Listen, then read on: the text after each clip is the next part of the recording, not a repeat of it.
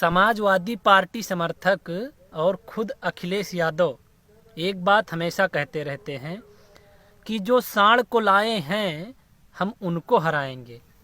उनका मतलब है कि अगर अखिलेश की सरकार सत्ता में आई तो सांडों को ख़त्म कर देंगे। लेकिन मुझे ये समझ नहीं आ रहा है कि वो सांडों को ख़त्म कैसे करेंगे।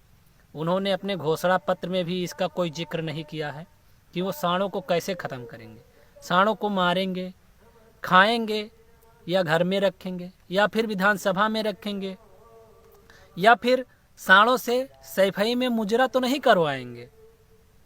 मेरी समझ में ही नहीं आ रहा है कि वो सांडों का करेंगे क्या। और हर बार मंच से ये बोलते हैं कि जो सांड को लाए हैं हम उनको हराएंगे। तो दो लाइनें कविता के माध्यम से हैं, जरूर सुने। कि अखिलेश जी आएंगे सांडों को भगाएंगे, अखिलेश जी आएंगे सांडों को भगाएंगे, विधानसभा में रखेंगे या घर ले जाएंगे, विधानसभा में रखेंगे या घर ले जाएंगे।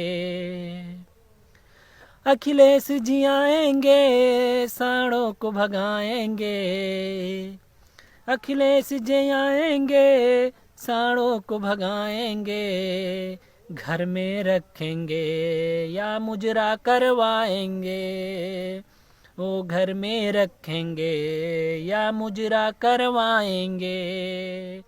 जय हिंद, जय भारत।